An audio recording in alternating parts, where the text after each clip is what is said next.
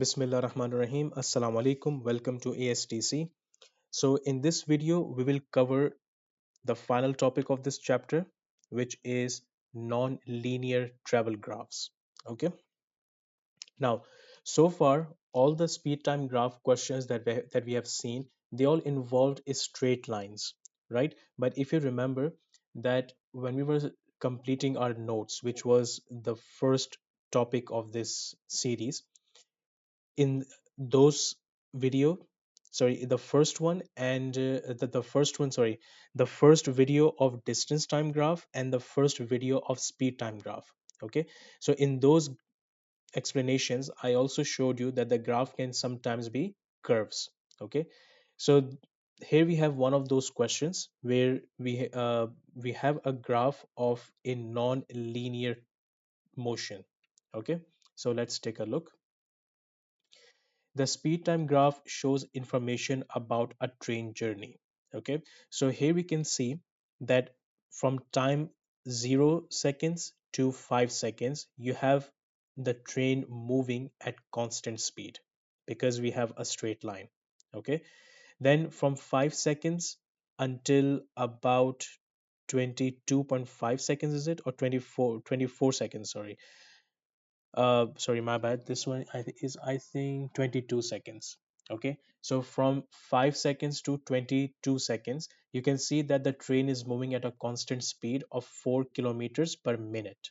All right, after that what happens is we know that it is decelerating, right? But this is not a constant deceleration. That means that at every single point there is going to be a different value of deceleration. Okay, now it says that by drawing a suitable tangent to the graph, estimate the gradient of the curve at t equals to 24. All right, let me first mark the point 24. So here we have 20 to 25. So these are 10 boxes, and 10 boxes give us 5 minutes, right? The 10 boxes are equal to 5 minutes. So how much is one box going to be? That would be x.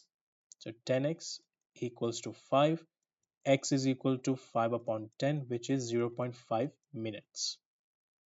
All right, so that means that every small box is zero point 0.5 minutes. So I need to mark for 24 minutes. So let's count. So if one box is zero point 0.5, that means two boxes are 1 unit. So this is 21, this is 22, this is 23, and this is 24. Okay, now let me just go up all the way until this point. Now, we have studied that if we want to find the gradient of a straight line, okay, so let's say this is my straight line. So all I have to do is I need to select any 2 points, okay, and then find the gradient using the formula y2 minus y1 over x2 minus x1. Okay, but when it comes to curves, so let's say that I have a curve something like this. How am I going to find the gradient? Now, there is something that you must understand, that the gradient is not a constant value on the curves.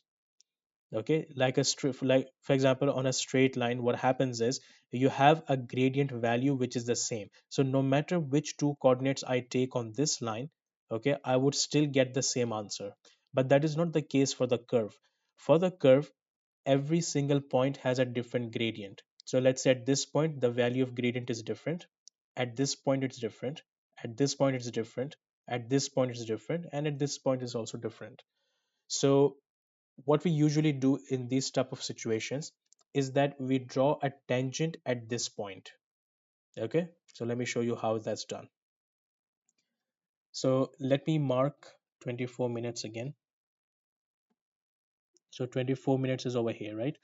Now what I'm going to do is I'm going to take my ruler, okay, and I'm going to draw a tangent at this point. Now remember, a tangent is a straight line that only touches the curve at one single point. Okay, so I think that should be it. So if I can just draw a straight line through it, so that will be my tangent. Okay, something like this. Yes, now I think that is much better. So you can see that now this is a straight line. Now what I'm going to do is I'm going to find the gradient of this straight line, just like how we normally do. Okay. So now I'm going to select any two coordinates on this particular straight line. So let me repeat one more time. If you want to find the gradient of any point on a curve, what we do is first we draw a tangent at that particular point. So let's say here I wanted to find the gradient at t equals to 24 seconds. Sorry, 24 minutes. So I drew a tangent at 24 minutes. Now I'm going to select any two coordinates on this straight line, and then I can find the gradient of that straight line. That will give me an estimate that what my actual gradient on the curve is going to be. Okay. So we can take, let's say, the first point that I can take is, let's say, this 21 that I took, right? The 21 mark that I made.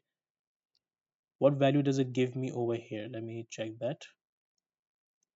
So this is 1, 1.1, 1.2, 1.3, 1.4, and 1.5.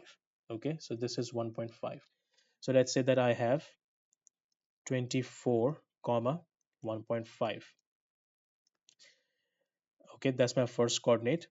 The second one is, if you look closely, this is 25. So this is 26, 27, and this should be 27.5. So for 27.5, the y value is going to be 0 because this is on x-axis. Now I can find the gradient. Gradient is equal to y2 minus y1, which is 0 minus 1.5, divided by 27.5 minus 24. So let me work this out.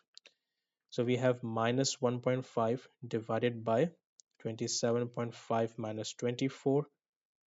That gives us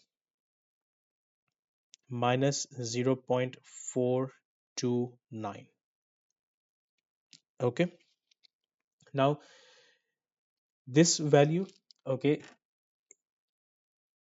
falls between the range, because in the marking scheme the range given for this answer is 0 minus 0.7 to minus 0.3. Any answer that falls in this region is a correct answer, because every student will have a different degree of accuracy while they are drawing the tangent, right? Some might have slightly tilted in one direction, another might have tilted in a bit of different direction. So anyhow, as long as as long as your tangent touches the mark at 24 and your gradient value falls in this range, the answer is correct. Okay. So let's say if I try this out with another coordinate. So let's say that I keep this coordinate 27.5 comma 0, but instead of 24, let us find another point, something that can give us a different value. Let's say, okay, this is a good one. Let's say if I take 25, okay, and this is 25 over here. So what is the value on my y-axis? That is 1. Okay, exactly 1. So I can take another point like this. So we have 25 comma 1. So now if I try to work out the gradient, so that would be 1 minus 0 divided by 25 minus 27.5. So that would be 1 divided by minus 2.5, and that gives me exactly minus 0.4. So again, the answer does fall in this region. So you can select any 2 points, and the answer should actually be within this region. Okay. Now make sure that the coordinates that you are selecting are something that are readable on the graph. So for example, let's say try to avoid these type of values, because this one, if you look on your x-axis, it should be somewhere between. Now you cannot read this value exact.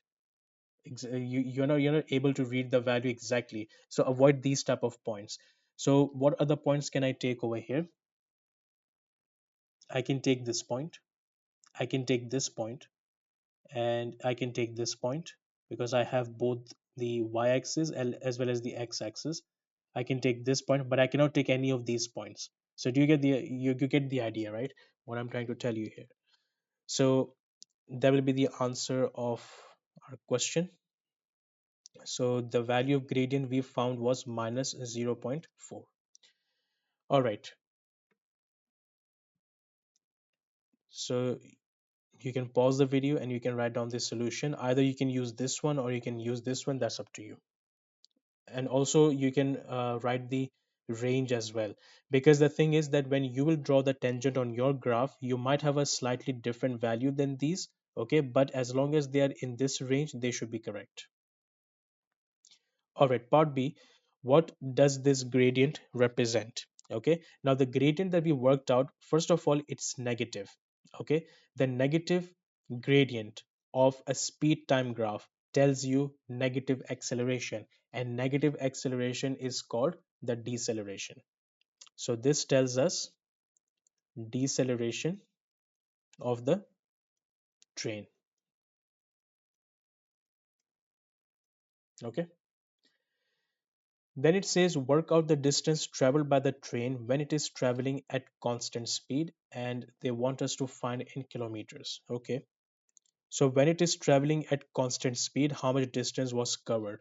That means you're only interested in the region which is for the constant speed.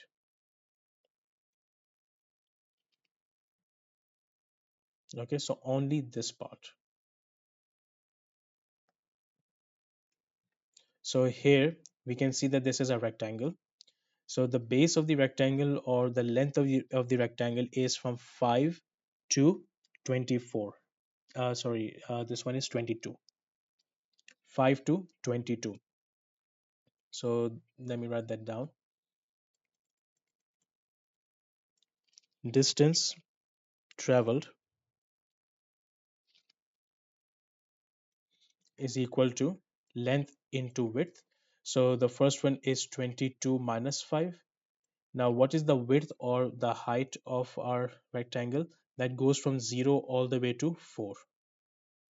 So that would be 4.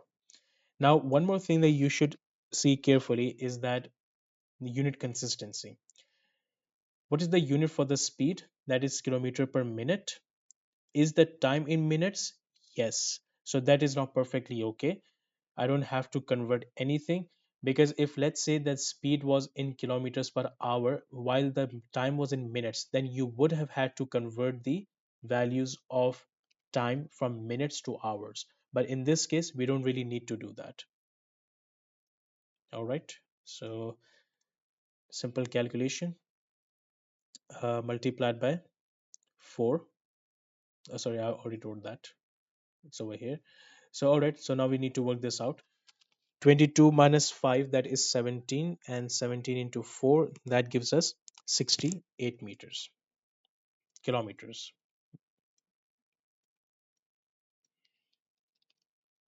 Okay, so that is the end of chapter 17. I hope that you understood this chapter, and make sure that you practice this chapter very well and you complete your practice sheet. First and foremost, you complete your practice sheet, and make sure that after watching this video you also try to attempt these questions by yourself to see that how much you have understood the concept. Okay, so this video is part of our ongoing lecture series. Okay, so in the next video we will start another chapter. So till then, take care. Assalamu alaikum.